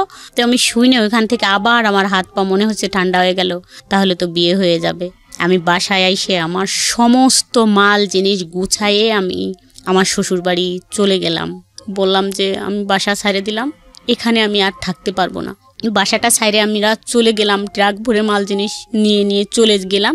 যার পরে কোথায় যাচ্ছিলেন? শ্বশুর বাড়িতে। এটা আপনার হাজবেন্ড জানতো যে আপনি এখান থেকে চলে যাচ্ছেন? হ্যাঁ, ও আমাকে এইভাবেই করতো। আমি বলতাম, ঘরে এসে বলতাম যে আমি থাকবো না, এখানে আমি থাকতে পারবো না, কান্না করতাম। বলতো ঠিক আছে তাহলে ট্রাক পাঠাই দিচ্ছি, মাল জিনিস নিয়ে চলে যাও। ট্রাক পাঠাই দিত, সমস্ত মাল জিনিস গুছাই নিয়ে যাইতাম।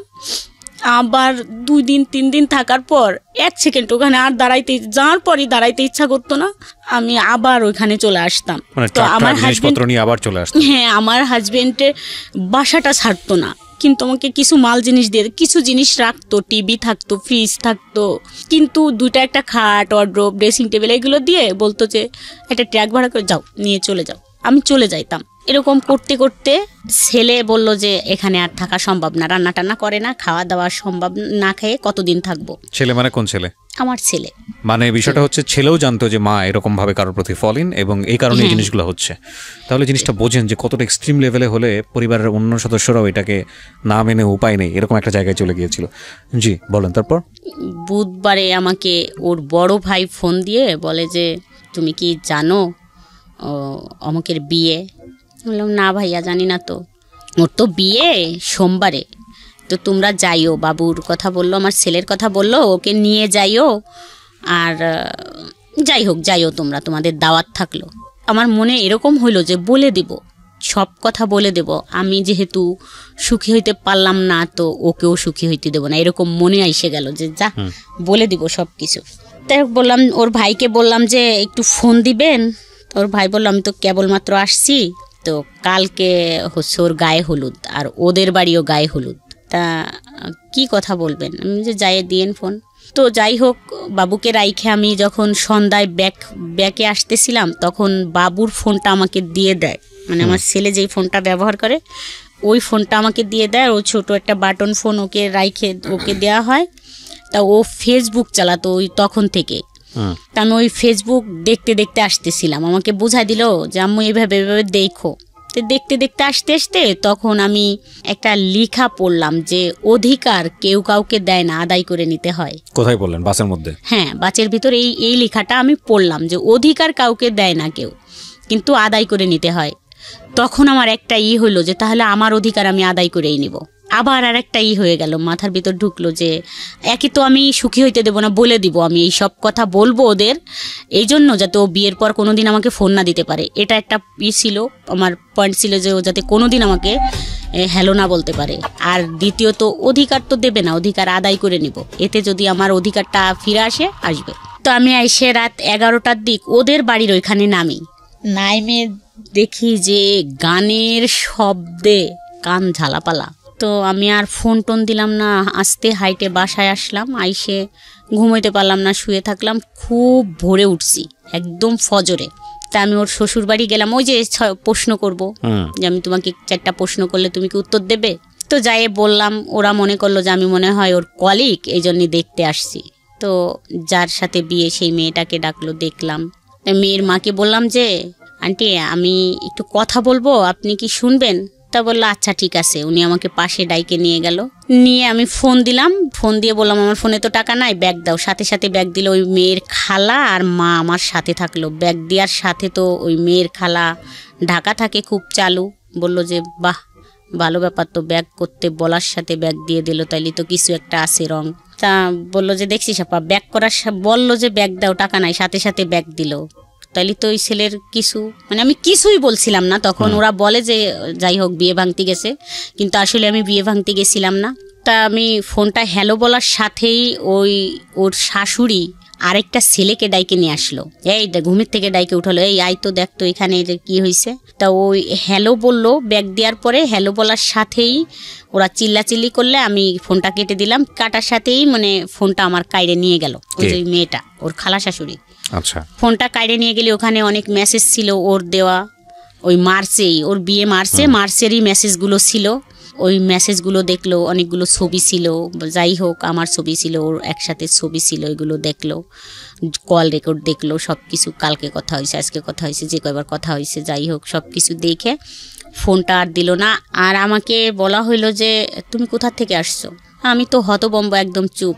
আমি তখন তো বুঝতেই পারিনি যে ব্যাপারটা কি হইতেছে বা হবে, একদম চুপ করে দাঁড়ায় আসি। তা অনেক সময় দাঁড়ায় আসি, তা একজন বলল যে এই একটা চেয়ার দিয়ে বসুক, বললো না দাঁড়ায় থাক। তা ওরা হইচই করলো, ওই গ্রামের মাতুব্বর, মেম্বার, চেয়ারম্যান, যত মানুষ ছিল সবাই আসলো। আর এই ছেলেটার বাড়ির থেকে গাড়ি ভইরে সব লোক গেল, মুরব্বীরা, আমার হাজব্যান্ড গেল। যাওয়ার পরে কথাবার্তা হইলো। আমার হাজব্যান্ড বললো যে না, ওর কাছে ও তো অনেক টাকা পয়সা নিছে আমার ওয়াইফের কাছ থেকে, এই জন্যই মনে হয় টাকার জন্য আসছে, যে টাকাটা বিয়ে করলে তো টাকার পয়সা দেবে না, কথা বলতে পারবে না, এই জন্যই টাকাটা মনে হয় যে টাকাটা ফেরত দিক, এটাই বলার জন্যই আসছে। আমার হাজব্যান্ড ওখানে এটা বলল। মানুষ যে কি বলছিল সেই কথাগুলো যদি মানে এরকম বলতেছিল। ওই মেম্বার আসলো, আইসে আমি বসে আছি, মানে তার প্রথম কথা এরকম হলো যে মোনা তোমারে দেখতে তো ভালোই লাগে, তুমি ভালো ফ্যামিলিরও বউ, তা বিয়ের আগে ছেলেরা একটু টাইম পাস করে, এরকম বিয়ে করে না। যদি তোমাকে বিয়ে করতো তাহলে এই মেয়ের সাথে বিয়েতে রাজি হইতো না, তুমি এখানে কেন আসছো। আমি সত্যি আমি বুঝি নাই যে আমি আসলে কিসের জন্য ওখানে চলে গেছিলাম। এখন আমার মনে পড়ে যে আমি কেন গেলাম ওইখানে, আর কি জন্য। আজ তো না গেলে খুব ভালো জীবন কাটাইতে পারতাম এরকম, কিন্তু আমি জানি না বাট কেন গেছিলাম, কি ছিল আমি জানি না। জীবনে যত গালাগালি আর যত কথা শুনছি তার থেকে আমার কাছে মনে হচ্ছিল যে কিসে এসে পড়লাম আর কি করলাম। দেখেন, তারা যেসব আচরণ করেছে এটা তাদের জায়গা থেকে যুক্তিপূর্ণই ভাবে যে এত বড় বড় দুটো সন্তান আছে, সে একটা জায়গায় সংসার করছে, এরকম একটা ছেলের সঙ্গে সম্পর্ক করে যে ছেলের বিয়ে হওয়ার কথা সেই ছেলের বাড়িতে গিয়ে উপস্থিত হয়েছে এই মহিলা।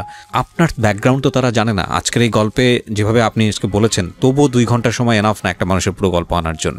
এই ব্যাকগ্রাউন্ড তো তারা জানে না, তারা শুধু রেজাল্টটা দেখছে, যেটার কথা আমি একটু আগেই বলেছি। পত্রপত্রিকায় বিভিন্ন জায়গাতে আমরা এরকম ঘটনা দেখি, তো তারা তো সেটা জানে না। সুতরাং 1000 জন মানুষের সাইকোলজিকে তো আপনি জাস্টিফাই করতে পারবেন না। হ্যাঁ, আপনার জন্য কষ্টকর, কারণ তারা অতীত জানে না, কীভাবে হয়েছে সেটা জানে না, কেন হয়েছে সেটা জানে না। তারপরও সামাজিকতার জায়গাটা থেকে এগুলো অন্যায়, চরমতম অন্যায়। কিন্তু এখানে যদি আপনাকে দোষ দেওয়ার জায়গাটা থাকে, সেটা একটা জায়গাতে আছে, সেটা নয় আমি একটু পরে কথা বলতে চাই। কারণ এই সম্পর্কটা তো 10 বছরের, ততদিনে আপনার একটা ম্যাচুরিটি এসছে, কিন্তু আপনি এতটাই বেশি ছেলেটার প্রতি ফল ইন হয়েছেন, এতটাই বেশি প্রেমে মজে গেছেন, বা এতটাই বেশিও আপনাকে ভালোবেসে ফেলেছে যে এখানে আসলে আর কোনো যুক্তি খাটতেছে না। মানে মেয়ে বড় হয়ে গেছে, মেয়ের জামাই হয়েছে, মেয়ের বিয়ে শাদী হয়ে গেছে, ছেলে এত বড় হয়ে গেছে, আজকে আপনি ছেলেকে সাথে করে নিয়ে এসছেন স্টুডিওর বাইরে আপনার ছেলে অপেক্ষা করছে, এত বড় হয়ে গেছে, লোকজন জানাজানি হয়ে গেছে, এখন আর এসব চলে না, এখন নিজের জায়গাটা তৈরি করে নেওয়া উচিত, আলাদা হয়ে বের হয়ে যাওয়া উচিত, সেই জন্য যথেষ্ট সময় পেয়েছেন, কিন্তু সেটা সম্ভব হয়নি because of you love him deadly. এবং একটা কথা আছে যে যুদ্ধক্ষেত্র এবং ভালোবাসার ক্ষেত্র, এই দুটো ক্ষেত্রে নাকি সব কিছুই সম্ভব, এখানে কোনো হানা বলে কোনো কিছু নেই, everything is possible in love and war. যাই হোক, আমি বারবারই বলি যে ভদ্রমহিলার দিকে বা উনি যা বলতে এসছেন সেদিকে আঙুল তোলা আমাদের উদ্দেশ্য নয়, ওনার জীবনে যেটা ঘটেছে সেখান থেকে শিক্ষা নেওয়াটাই হচ্ছে আমাদের অনুষ্ঠানের মূল উদ্দেশ্য। জি, তারপরে কি হলো বলেন তো ওই বাড়িতে? তারপরে ওরা ওদের রান্না বান্না কমপ্লিট করলো, সবাই বললো, ওই মেম্বার বললো যে ঠিক আছে তোমরা সব করো, এখানে বিয়ে ভাঙা টাঙা লাগবে না, ওই মেয়েটা চলে যাচ্ছে, ওকে চলে যাইতে দাও, ওর হাজব্যান্ড আসছে, ওর হাজব্যান্ড খুব ভালো মানুষ, দিয়ে দাও, যাই করছে ভুল করছে না। কিন্তু এখানে তো একটা প্রশ্ন এসে যায়, যেখানে ওনারা সেলফোন পেলো, আপনার এরকম একটা অবস্থা দেখতেছে, ছেলেও আপনার প্রতি ডেভোটেড, এটা ওরাও বুঝতে পারছিল, তারপরে ওরা বিয়ে দিতে চাচ্ছিল কেন মেয়েটাকে? ওই ছেলেটার ওদের সম্পূর্ণ কাজ কমপ্লিট হয়ে গেছে, বিয়ের ডেট পড়ে গেছে, দাওয়াত হয়েছে, মেহমান অতিথি এসে গেছে, টাকা পয়সা। দেখেন, আমাদের সামাজিক দৃষ্টিভঙ্গির এই জায়গাগুলোর পরিবর্তন খুব জরুরি, খুব জরুরি। পরিবর্তন যে হচ্ছে না তা না, তবে পরিবর্তনগুলো খুব জরুরি। এটা অস্বীকার করার কোনো উপায় নাই যে একটা মেয়ের বিয়ের অনুষ্ঠান সবকিছু প্ল্যান হওয়ার পরে যখন বিয়েটা ভেঙে যায়, তখন পরবর্তীতে ওই মেয়েটার সামাজিকভাবে বিয়ে হওয়াটা কতটা কঠিন আমাদের সমাজে। তাহলে চিন্তা করে দেখুন যে এত কিছু জানার পরেও কেন মানুষ বাধ্য হচ্ছে এই ছেলেটার সঙ্গে এই মেয়েটাকে মানে বিয়ে দেওয়ার জন্য। মানে আমাদের সমাজ ব্যবস্থা এই জায়গাটায় কতটা কঠিন। আমরা সামাজিক সচেতনতার জন্য এত কিছু করি, আমরা এত কিছু করি, এত এত এত বিষয়গুলো নিয়ে আসি, কিন্তু এই বিষয়গুলো আমরা কেন আনি না? এই বিষয়গুলো নিয়ে মানুষকে আমরা কেন বেশি বেশি কথা বলার সুযোগ দিই না?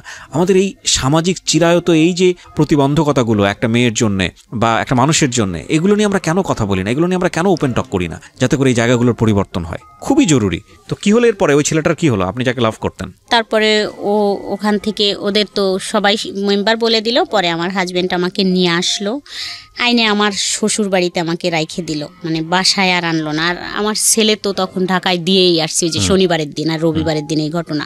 তো আমাকে ওই বাড়ি রাইখে আসলো, একটা টু শব্দও করে নাই, ও আমাকে মারেও নাই, গালাগালিও করে নাই, কিছুই বলে নাই, এমনকি বলে নাই তুমি কাজটা ভালো করো নাই, এরকমও বলে নাই। শুধু বলছে যে আমার সম্মানটা নষ্ট করে দিলে। ওই দিন থাকলাম না, মানে 2 ঘন্টার মতো ছিলাম। তারপরে আমি ওখান থেকে আবার চলে আসলাম, মানে আমার বাসায়। মানে আমি ওখানে দাঁড়াইতে পারতেছিলাম না।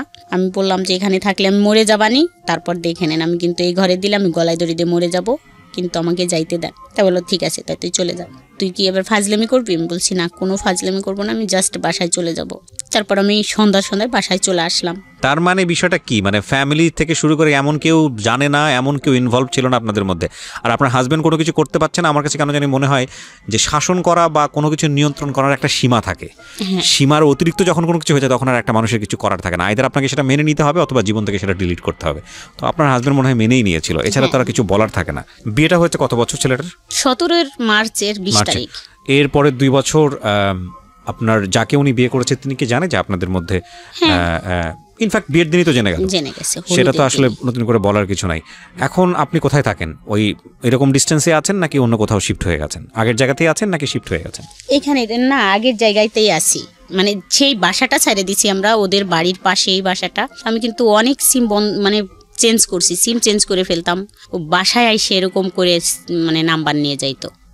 তারপর ওই বাসাটাও চেঞ্জ করে ফেলি। ওইভাবে কথা বলে, যেখানে আমাদের দেখা যায় সেখানে দাঁড়ায় থাকে, মানে অনেক অনুরোধ করে দূর থেকে একটু ফোনটা খোলো, 1 মিনিট কথা বলে, এরকম বলে। বিয়ে করছিল কেন? এখন এইটা বিয়ে করছে তার বাবা মা দিছে, মানে ফ্যামিলির থেকে দিছে। তার ফ্যামিলি তো আপনাকেও এক অর্থে অ্যাকসেপ্ট করেছিলই। হ্যাঁ। তারপরে আপনি যেহেতু সংসারে হ্যাপি ছিলেন না, তো আপনি চাইলে ডিভোর্স দিয়ে আপনি ওকে বিয়ে করতে পারতেন। ওর সংসারের দিক থেকেও একটা ধরনের সাপোর্ট ছিল, তো আপনারা বিয়েটা করেননি কেন? ও যে বললে সে ভুল হয়ে গেছে, ভুলটা কেন হয়েছে? এটা তো জানি না যে কেন করছে। ওর ফ্যামিলির থেকে এখন বলে যে আমাকে জোর করে বিয়ে দিয়েছে আমার ফ্যামিলির থেকে। আসলে কি আপনার মনে হয় এটা ওর ফ্যামিলি সেটা করতে পারে? কারণ আপনি তো ফ্যামিলিতে যাওয়া আসা ছিল আপনার ফ্যামিলির থেকে না। আপনি আপনার বয়স কত বলছিলেন শুরুতে? 34। আমি একটা কথা আপনাকে বলি, মানে আপনার বয়সের জায়গা থেকে, অভিজ্ঞতার জায়গাটা থেকে, আমি আমার নিজের জায়গা থেকে যতটুকু বুঝেছি, প্রথমত আপনার পক্ষে কিছু বলি। আপনার পক্ষে আমি বিপক্ষে কিছুই বলিনি এখন পর্যন্ত, পক্ষে কিছু বলি।